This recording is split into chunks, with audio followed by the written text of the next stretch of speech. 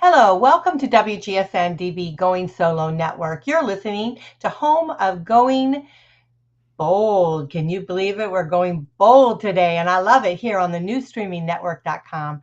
Newstreamingnetwork.com is the home of Going Bold Media and Going Solo Media and WGSN-DB Going Solo Network, which is our radio station. A lot of people don't know that. We do have an internet radio station, which is where we started at the very beginning.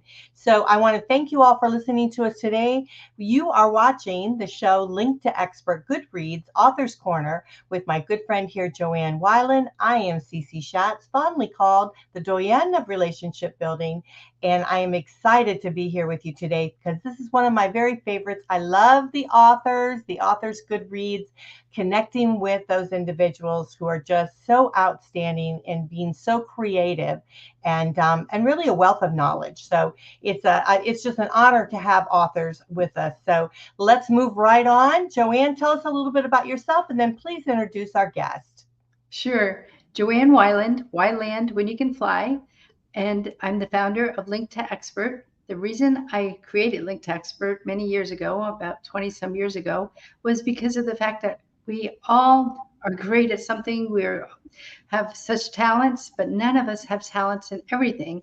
So it's so important to do things like we're doing today with the Goodreads Authors Corner because of the fact that we're going to learn from Laura Domain today about marketing and the importance of it. And it's just always interesting how things shift and change. So we're so anxious to hear her current up to date information about marketing. So let's welcome Laura. Hello. Hi. Hi, Laura. We're so glad you're here. I mean, she has 29 years as an actor. And I just always wonder when people do something so incredibly, like they keep perfecting it, like for 29 years. What even started you becoming an actor? Were your parents, in show business? Or because I mean, she's done so many TV shows, commercials, films, I mean, hundreds of them, as well as even working in industries and helping them promote their particular brand. So, yes, I just think it's fascinating that you've done this, and I wanted to know why, what started it. Okay. Well, actually, my entire life, I've always straddled the business, the corporate world, and then the entertainment world. As a little kid, I was the one that was putting on fairy tales for my parents until they kind of walked away. The theater kid, all that. But I was also very practical. And no, my parents are as far from the entertainment industry as you could possibly get. In fact, they saw what I was interested in, and I used to kind of poke them and just say, "Oh yeah, I'm gonna go to college and be an actress." Oh, no.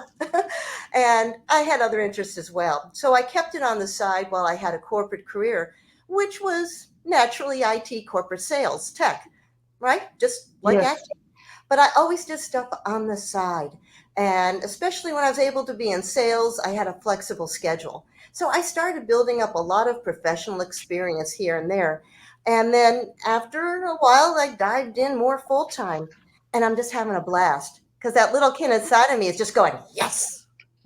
But all those years in corporate sales, I just imagined you being on stage a lot of times, whether it's even in front of a committee or a board or even an audience of, several hundred. Did that also help you with your acting? Oh, absolutely. I mean, I guess I'm a bit of an introverted ham. I love being in front of people. And to be able to do that professionally, even when I was like 23, 24 years old, I was writing some technical papers that would be presented in our engineering scientific journals, but they would also get me to conferences because I love the idea of conferences and networking, but mostly I got to be a speaker on stage and then see Yeah. my papers published. And that just checked off a few boxes for me. So when I got into the sales side rather than the pure tech, that gave me a stage every day. And the way I saw it was every sales call was like an audition, and every sale was a booking. The difference is you get paid for those auditions. It Right. doesn't That's work that true. way in the entertainment industry. That's true. And I imagine then with the acting side, especially, you probably work with casting directors and different people to help you. It's not like you do the whole, you No, know, no. because people, I don't think really realize that. They think sometimes they have to do it all, but you can also work with a team of people that also can help you, agents and stuff like that. Is that correct? Oh, absolutely. And there are all kinds of flavors. First of all, you have the stage acting, then you have on screen, and you have voiceover. And, I've played in all of them, but mostly now these days, I just do the on film, the on camera work, and voiceover. And they are very different. So, for example, I've got agents representing me for those areas, and they're wonderful, and that's where I get work. Like I just did a commercial shoot that just yesterday, and that came through an agent. But with voiceover, a lot of that work you also are going to find on your own. Yes, I have booked work through my agent, and recently I had the wonderful pleasure of being at Tyler Perry Studios here in Atlanta and being the voice for a television show, which was very exciting. Um, Yes. with voiceover, you pretty much got to do everything, and that's where my business background helps. You got to do your own lead generation, which is not as much fun. You've got to do your marketing and your promotion and so forth and so on. So it's one of those answers where it depends. Wow. Well, but Can I you give think us, that's key. I'm sorry, I was just saying, can you give us a couple tips on how to find an agent? Because I don't think we've ever talked Oh, about that before. absolutely. In fact, I have got a blog on my website, Laura Doman, and I Mhm. even wrote an article that I think has been published a couple different places on how to get started in an acting career the smart way, because there are a lot of scammers out there. I Mhm. just dealt with one on the voiceover world yesterday that, you know what the red flags are and you got to be careful. So, in terms of tips, the first thing I will tell anybody, doesn't matter whether you're doing stage, screen, or voiceover, train. And that means that you need to get professional training. If anybody is going to be telling you, oh, yeah, take 6 easy lessons, you're going to make six figures, run. And especially if you have children or teenagers, you're going to be very susceptible because you're going to want to do something for your kids, but Mhm. the scammers out there know it. So get the training. And before you dive too much into it, make sure it's something you like to do. The other thing is to be aware of the competition in the industry and the harsh reality. A very small percentage, especially of on screen actors, are going to be making a full time living at it. It can happen, but it usually takes 10, 20, or more years, or it may never happen at all. There are always Mhm. those one hit wonders, there are people that are discovered, but that's really more of an anomaly. In voiceover, there is a much greater chance of being able to pull in six figures. But again, it takes time and investment because you have to be prepared for whatever career, whether it's full time or part time, you're getting into. For example, with voiceover, you need training, you need professional demos, not one you throw together yourself. Mhm. These days, you need a home studio. You need to invest in the technology. You need to be perhaps on some casting sites, and you need to do your marketing. So that is an ongoing thing. When you're doing on camera acting, there's less of an upfront type of investment. You still need your headshots. You're going to want to work on a number of projects. And on camera, the easiest way to get started is like with student films. They're not going to pay anything, but if you get a good quality one, you'll get footage because you got to build up a demo reel of real projects. Mhm. Once you're doing this work and you're finding it on your own, going to film schools, talking to people, then maybe you can find an agent. The idea with agents is that they want to bring on people to their roster that's not already well represented by six other people and that Mhm. somebody's going to make money. And the harsh reality is if you're not booking, maybe over time they're going to drop you. That's what the big ones do. The smaller local regional ones, they understand it takes time. But the other thing I would say is, especially with on camera acting, start in Mhm. your own backyard. I mean, don't think Mhm. that you're going to go right to LA because there are a lot of people there that have come to Atlanta because this is where it's happening, people. The film and Mhm. TV industry is huge. And we're When also did, a work state, which means you could do a lot of non union work. Right. right. And you also even mentioned just earlier that, with the Tyler Perry, I mean, right there for you anyway, is I know you've worked there before and you told me, I mean, you can drive there, I think in 30 minutes or Oh, something. So it's less. important to, to have, in your case, that right in your background, a backyard. And, Yes, like you said, because you do really want to build up your local first, your business first. And you build relationships. And I Mm, have gotten referrals from people I've worked with before for other projects with them or with other folks. There have been cross referrals between talent. Like I have a friend who is only SAG union, and she had an opportunity for an on camera spokesperson thing, but they wanted non union. She suggested mm, me, you know, and you pay the favor forward. And that's if somebody's not going through an agency, because the agency will cover everything. But right. relationships are important, and you've got to be respectful of boundaries. Nobody wants to be stalked by a desperate actor. And by the way, desperation is the first thing they can tell in your auditions or in your approach. You got to be a real person. So what I try to do too, especially on LinkedIn where I'm very active, is to kind of show what I can do and offer things to other people. Because I've taken a lot of the same skills, the on-camera knowledge and my business expertise, and I'm offering how to get better on camera yourself if you're not an actor. Because face it, Right. videos are everywhere. Zoom presentations, online interviews like this. I mean, a lot of people are uncomfortable. I've got a sister who's an accountant. She may or may not be watching this right now, but she is so uncomfortable being on camera that when she's in a Zoom presentation as an attendee, she turns her camera off. And she's not alone. I've talked to executives on how to show an executive presence online. And the ironic thing is, since the pandemic, there are a lot of people who have forgotten how to be in person, which is Mm-hmm. really important skill. But you have to know how to reach out to your clients. Have to know how to present yourself, and not just externally, but also internally to your own employees, because people want to know who you are. It's that whole like, no trust, and building credibility. Right. Well, I remember one of the classes I took of yours that when we were talking more about your video communications coaching. And Yes. I think what you just hit on is really key because I think myself, anyway, before I went to your class, that I thought that it was more because people like me that weren't used to being on camera. And I went to an interview or whatever back in the day before we were all doing it all online, and you freeze. All of a sudden, you're just like, you don't remember what you were going to say, or you stumble and then you can't remember where should I pick up or whatever. But when you explain what you just said a minute ago, it's so true. I mean, to do it internally in your company as well as externally. And there's so many aspects of communication that you Mhm. really don't realize it, but you have to be prepared because a lot of times it happens on the fly versus a planned presentation. Absolutely. I've got all these little YouTube videos, really short ones, no more than a minute each, that will tell you what to do in terms of equipment. Like, for example, if you're traveling, what do you do? Hmm. How do you use a window? I have some ring lights up here just to throw extra light on me. What about sound? What if you are a big hand talker and you can't go gesturing like that? It's just totally distracting. Or maybe you use filler words like you're maybe you just need to breathe. What do you wear? How do you get dynamic? How do you bring people in? Because you got to stop that video scroll in the first few seconds, or they're gone. Right.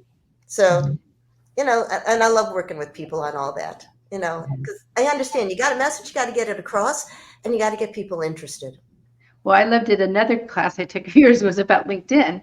And when Oh you talked about it being, the digital cocktail party, and I loved it because I think a lot of people don't realize how blessed we are to have things like LinkedIn, LinkedIn and other platforms, but meaning that it's not just going out to a networking meeting anymore. We have to do it, like you said, a digital cocktail party online because of the fact that people are listening, watching, you know, checking you out in so many places that you don't even know. And if you don't have presence, because that day I know you told us that we should actually post something 2 or 3 times a week because you need to be top of mind too. And so that's part of the marketing that you're talking about. And I know today we're going to talk mainly on your book, but I think this is all important because I believe from reading your book that, these things are so important. And I think we should start with, just for an example, the most amazing marketing book ever, that I thought it was so cool that you were invited to be part of it. And, Oh, because of the fact that I mean, Mark is, it's Mark Shaefer, right? I'm trying to Mark remember. Shaefer, he's an amazing Yes, yes. marketing futurist and strategist. Yes. And when he said that he wanted to pick the best, and you were picked, I mean, how did that make you feel when you were Oh, invited to be part of his anthology book? well, let me just kind of tell you. First of all, this is the book. This is my own personal copy that we had taken to the book launch last year. So I've got all kinds of autographs in there from the other authors, and I met people from all over the world. But let me just kind of give you a little bit of background. First of all, for anybody who would really like to know how to use LinkedIn and meet some amazing LinkedIn coaches, because if you want to work with them, I have got a list of wonderful people. Check out Espresso Plus with John Esperian. And it is an amazing group on LinkedIn that you should check out. And through John, that's how I met Mark Shaefer. Mark Shaefer is actually his mentor, as he was telling us.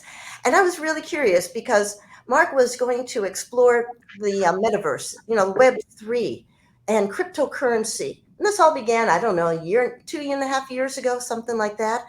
And it attracted a lot of people. And I thought, well, I'd like to learn more about it. I'm always interested in learning more. And hey, it was tech.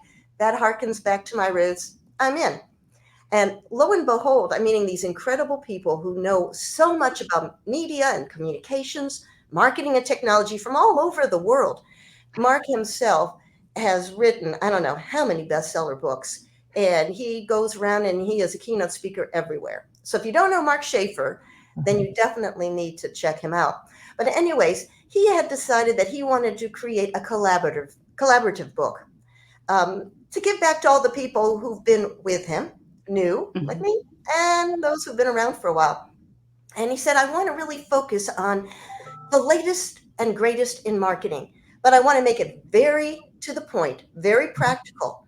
And he said, these are all the list of topics, and it included like strategy fundamentals, content strategy, social media, marketing standards to follow, and then the future of marketing.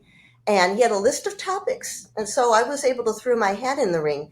And I said, look, the one that I think I could really talk about would be videos and YouTube, because I've been working with both of them, and I was very lucky to be told, yeah, you got the green light, go ahead. So each of us, and we were given a framework of about 10 points, our best points and tips to give forward. Because the idea is that this is supposed to be a resource for people.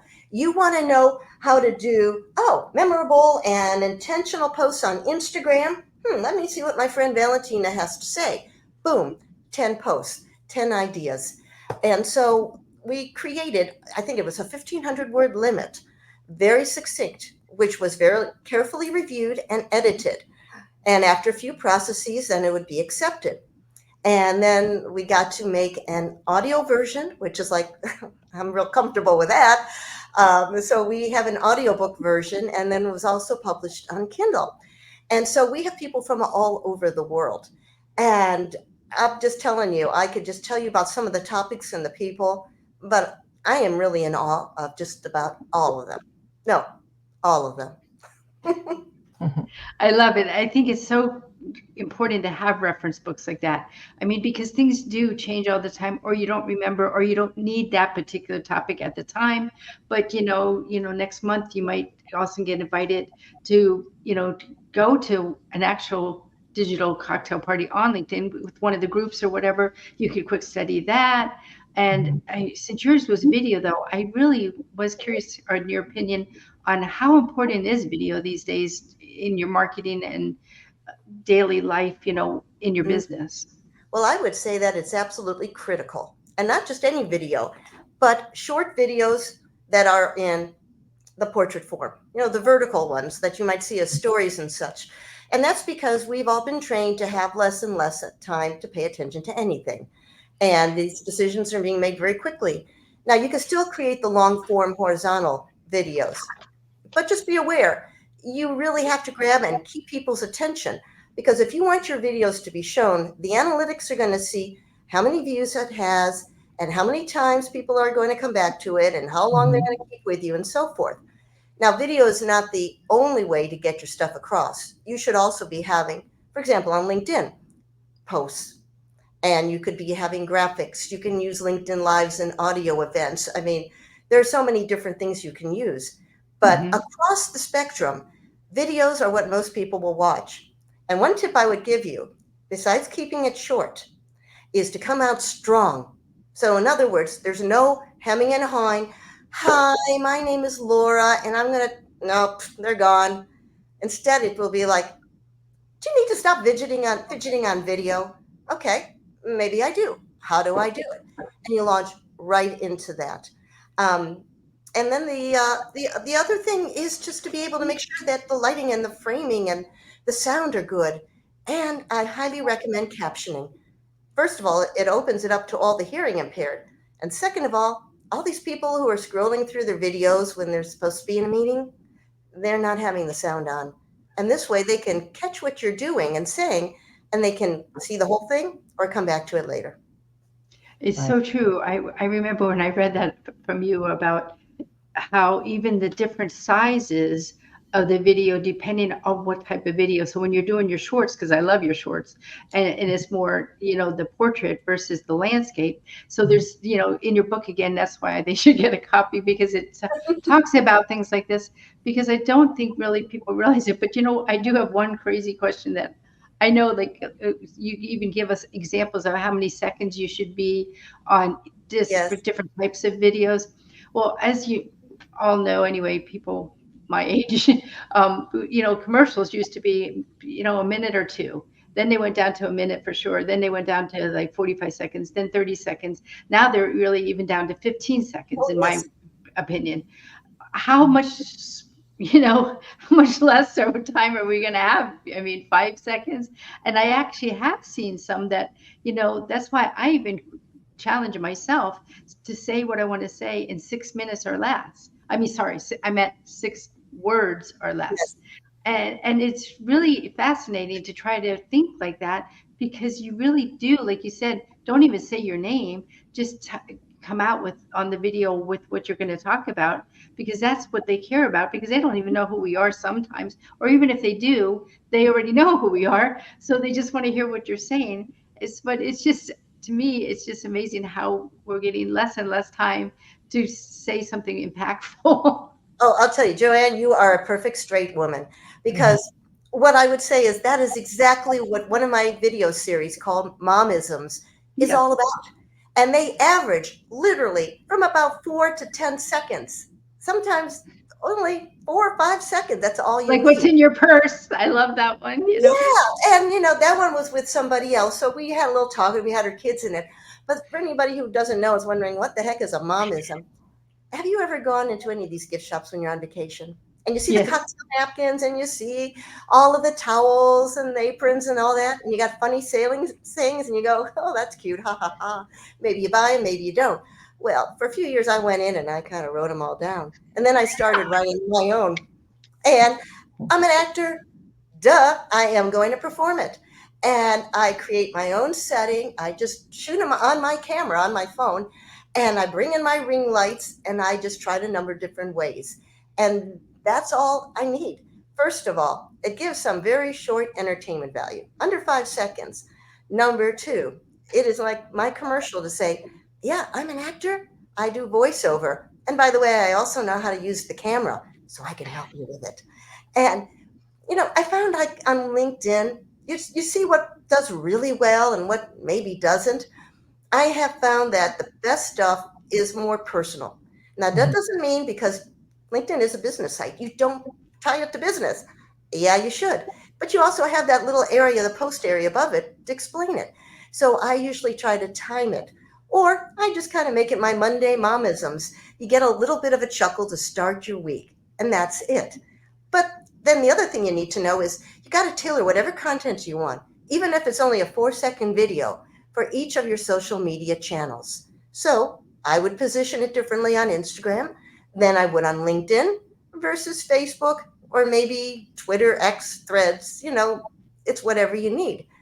And it's very interesting to track what's popular across different social media channels. You can never tell. Something is viral goes viral on YouTube, and on Instagram, eh, You never Yeah, just, it is amazing how each platform is very different. I know we used to always say, anything that has to do with, dogs or animals, is oh always yeah, popular. Babies, oh yeah. any of that, is always very popular. But when you're thinking about it, it's really being personal, isn't it? It's the more you can share about yourself, Yes. that you can connect with other people. That's what really is the driver. That's I a true driver. So I think if anyone's making any shorts or whatever, make it something that is personal that people can connect to. I'm so glad you brought that up Mhm. because if you're just going to be wooden and if you're going to be purely business, people aren't going to care. Now, that doesn't mean you have to share your whole life, but put your Mhm. own personality into it. People want to deal with a human being. And Mhm. don't be afraid to show your foibles or admit mistakes. Or some of the most popular stuff is like, I really screwed up here. Let me tell you what I did, but this is how I fixed it. So, Mhm. yeah, you Yeah. got to be human. There's too And many be Yeah. robots authentic. out there. Yes, and I think Yeah. you have to be authentic, because I think people can tell when you're fake. And, Oh, yeah. so, and that's why I think it's so important to stick with what you really do know, because of the fact that when you're pretending, that you're an expert. I mean, I represent lots of hundreds of experts, and one guy told me, just, put me on the list, kind of like your agents, for any presentation, because I can just look it up on the internet and come up with a Regurgitate. presentation. Emma says, no, you can't, because when they start asking you questions that you don't have any idea, that, gives you a bad reputation and me. So Oh, it's so true that I think you really have to be authentic and be open and honest and stick with what you know, because of, we all know something that other people don't know that we can share with the world, mhm. but don't just pretend you know everything. No, no, no. And if I could just kind of say something up here about I mean, Yes. ChatGPT, Claude, others that are going to create content, especially if you're trying to write something, is great. Hmm. Use it as your assistant. Maybe just somebody to run ideas against, but please do not use their final product as your own. First of all, if you're using it for any kind of emails or messages, it's so obvious. And you got to personalize it, tailor it to your own message. And also, if you're going to be using it for any kind of voiceover, it might be fine as a placeholder. But remember, people want to connect with other human beings. And if you don't hear a voice that sounds human, that has emotion to it, you're whatever you're trying to do is probably not going to fly too well. Yeah, And, yeah, absolutely. We're gonna have to take a quick break. The time has gone by so quickly. I love it. I'm having so much fun myself. I'm listening and learning, and I love it. Laura, you are the best. But everyone, please run out and get the most amazing book, the most amazing marketing book ever. And it is right. You can get it on Kindle. You can get it on Amazon. So Yep. please don't hesitate running out and getting it. And of course, you can reach Laura and I'm going to spell her name for you out. Her website is Laura, and then her last name DOMAN.com. So you can find all of her information right there. So make sure you do that. We're going to be right back. It's just going to be 30 seconds. So don't go very far because it's going to go very, very quickly. We'll be right back.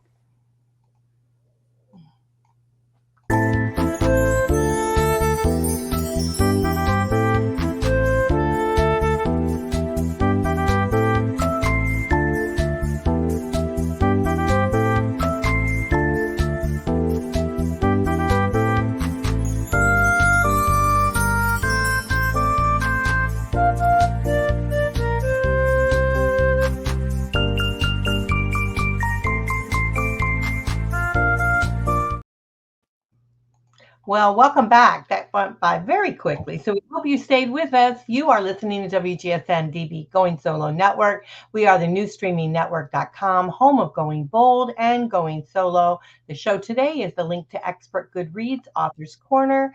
We are just, headstrong into this wonderful guest here today, and we are so honored to have her. And so I have my good friend Joanne with me. I am Cece Shatz, and let's just keep on moving because we are learning a lot regarding the most amazing marketing book ever. Oh, Laura, you are just fabulous. So we want to thank you so much for your time. Oh, thank you. I'm and, delighted to be here. and I heard a rumor actually that your book, The Most Amazing Marketing Book Ever, was written by AI. So picking up on the Oh, topic we just left, I mean, that somebody, I don't know where I read it or whatever, but that they thought that because it's so good, informative, that it had to be done by AI. Yes, I know. I posted that, and so did some of the other authors, and we were laughing because this was actually all written and submitted long before ChatGPT really became a thing. I mean, and it's just that we were very organized and we were very practical. But there are always some detractors out there. But Well, no, this was 100%. Let me just say one thing. It was written 100% by real human beings, and even the artwork was generative AI. Frank Prendergast, one of our authors, is amazing with AI and has been doing some imagery work. And he still made sure the human element was in there. He looked at what he liked, he sent it to everybody, picked some of your top ones, and that's how we got it. So tools are good, but human, not robot. But I also think what you mentioned earlier about the book, that you actually had a process to Oh, build, yes. to create the book. And I think people don't realize that I've been blessed to be in three anthology books too, and they all three became international bestsellers. But it was because we had the process. We had the writing coaches, we had the editors, we had the publishers, and Mhm. everybody had their part, and we knew this the format of the procedure ahead of time before we committed, and we had to make the deadlines. And I really think people don't realize the value of having systems and processes and procedures too when you're creating like this a product. And after you even create this book, the book yourself or in the anthology, you can create so many other products. At Link to Expert, we have 181 streams of income, but they usually are, you have to start with being an author of a book to be able to create the other 180 streams of income. And I think that people don't realize that, but you have to discipline yourself. And I really think that's why people did think it was AI, because it was so good but they didn't realize the work of the human that had to go behind it. And also, like you, about your 29 years experience, that all adds up to come to today, what we're talking about with video and LinkedIn and different things that help us with our marketing. But it's not like you can just start today and know everything about your particular industry or your particular area of expertise. So my hat goes off to you and Mark for being disciplined and actually having those processes and actually meeting those deadlines to be able to bring this book to market. Well, I'm going to tell you, Mark and his editors, people who were running this, made it so easy for those of us who just had to worry about our chapter. Because, I'm thinking about, hey, I got a lot of information, I got all my stuff, I might create my own book. But whoa, there is so much to do. And then, of course, the promotion and the marketing and et cetera, et cetera, et cetera. So, yeah, I'm very fortunate. Just like I had done a chapter from called Coronavirus. It was all about the first days of the pandemic in the first few weeks Wow. there in New York.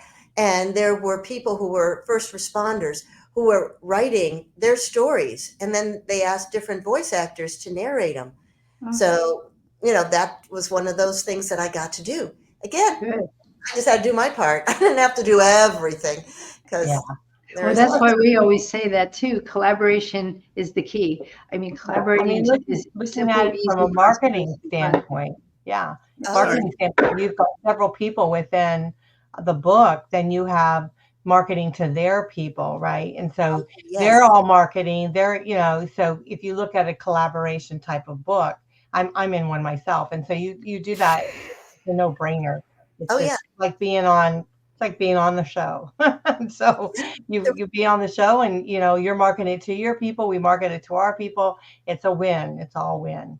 Yeah. Absolutely. And then there were some wonderful podcasters who had interviewed like three or four different authors at a time leading up to the publishing of the book. Hmm. So, and we all kind of support each other. But you're right, 36 people, yep, 36 channels. Right. Smart move. Absolutely. Yeah, it's wonderful. So yeah, I mean, anything else you'd like to share with the audience? Because we're going to have to probably wrap up here pretty Oh, of soon. course. Yes. If you were to follow the links, I am offering a couple of freebies if you're Mhm. interested in learning some more from me or working with me one on one. Number one, if you go to my website and you'll see under there's another tab in there called Consult. You can download my top 10 tips, not necessarily the same ones in the book, but Okay. excellent tips for getting better and more comfortable on camera yourself. And if you have a question or you not sure about something, schedule a free 15-minute time with me and we'll just talk a little more about it and maybe see if I can help you right then and there or if it's something to pursue. Yeah, I think that's awesome because it truly is going to help individuals that are wanting to do it. I talk to all the time to podcasters that are looking to go into the video aspect of it, and they're all a little bit insecure about because I mean I know I've been there. I started out in the radio and then moved to the podcasting and then now here to the TV and video, and so they're all feeling a little bit insecure about being on the camera, and I totally get it, and so. I think it's great to be able to have some tips to be able to be comfortable, and that's truly how you can be effective. I think is the more comfortable you get, the Yes. more effective you will be. So thank you for sharing that with our audience today. So it's the top 10 tips for becoming more comfortable and effective on camera. So just go to Laura. It's LauraDoman.com, and then it's backslash I think consulting, but move around when you're on her website because she's got a lot of information, good information there. So move around in it, click some of the tabs and different things and explore because I think you'll be surprised at what you might learn there. So One thing, thank you so much. That is awesome. one thing I Awesome. might just throw in there is I might have changed the name of the tab to Consult. So if it There doesn't we come go. with consulting, just go to the main website and you'll find it. Yeah. Yeah, absolutely want to do that. And then, of course, you've got your YouTube channel too. You've got your YouTube channel and you've got various things like you had mentioned on there. You do a lot of shorts and reels, things like that. And, but yeah, reach out and connect for sure. Mhm. Yes, and Wonderful. she does a lot on LinkedIn too. And I know those you always say those are the two. Google and YouTube are the two biggest, largest Yes. search engines, and so those are the ones we should focus on the most. And like you with the collaboration when you were just talking about that with the book, I think that's just people don't realize the value of collaboration. But we always say collaboration is simple, easy, prosperous, and fun.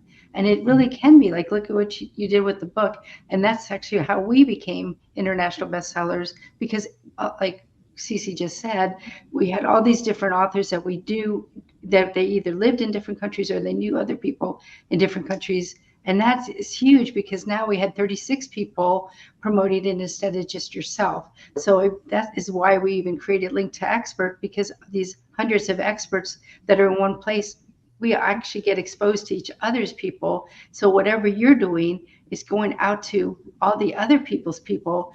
You don't get each other's contacts, but we did this on purpose because we knew nobody can know everybody and nobody even needs the same type of person all the time. They need different people like you, like voiceovers to do a project or whatever, but they might not need that every week. But that's why we love to be able to promote each other as often as we do, which is every week and many times every day. So it really, really makes a difference from collaboration. So thanks for sharing that. And I really do appreciate you sharing your feedback about the video in the book because I really think it's just one what is it, a 35 or some authors were in your book too? And Plus, so, yes. so it's really amazing how it's all in one book. So I think everybody should grab a copy. Yeah. I wanted to say one more thing about the book is that, when we're talking about the most amazing marketing book ever, the reality is we have to market, right? And we have to start putting a plan together. And a lot of times that keeps shifting as technology shifts, as our business starts growing, we start moving and things like that. And I think your particular book, Laura, it has a lot of elements in it that we can use. It's like almost like an everyday business guide type of thing. And so I think marketing is the key. We don't think about marketing when we start a business a lot of times. We start Mhm. with our expertise, right? Oh, we're good at doing this. We're going to go out and start this business and we're going to do that. Well, you don't really think about your marketing plan. You've got to put a marketing plan together, and you've got to start thinking about how you're going to be doing that. And you have to be really quick to be able to change with the fads, change with the, what happens in technology and things like that. So your book has all of these various different elements that those that are interested in marketing and putting things out there, that can actually go and use it as a reference guide. So I think people need to understand that it's not just you pick up a book and read it and you put it down. It's something that you're going to maybe come back to. You want to keep it on your bookshelf. You can grab it when you start thinking about something else you're wanting to do, and you can look up, oh yeah, there's that chapter about da da da this. And now we're focusing a lot today on video, because video is the way of the future. I mean, it's where we're at now. So all the podcasters are now turning to video, and so we're going to that. We're turning to TV. We're on our Roku. Those are out there listening, please download our Roku app and join us on Roku. We love that. We'd love to be able to be on the mainstream streaming TV. But yeah, your book is outstanding, and I think those that need to know that your chapter is really a wonderful chapter in which to read. I think for today, as we're growing in technology today, moving towards the video. But there's also many elements within that book that will help them. So it's definitely a reference guide to those that want to be in business and want to get out there in social media and all of that. So thank you, Laura, for bringing this to us and having this on the show today. It's just wonderful to have you. Well, thank you so much for having me. This has been a lot of fun. Oh, that's great. Well, we're going to have to wrap it up, everyone. I want to just share one more time her website. Of course, you can just go to her website, all of the information there. It's LAURADOMAN.com. So you want to do that. And make sure you check out the free gift she's giving you, the 10 tips to becoming more comfortable and effective on camera. Just poke around on the website, you'll find it. But it's a free gift, and so you don't want to miss out on that. Anytime we get something free, we want to be very appreciative of that, and it's wonderful to have it. Again, the book is the most amazing marketing book ever, so go to Kindle or Amazon.com and get it. You guys are listening to Link to Expert Goodreads Authors Corner. You're on WGSN-DB Going Solo Network. We are the new streaming network.com, home of Going Bold and Going Solo. Thank you so much for joining us today, and we'll see you next time. Bye for now.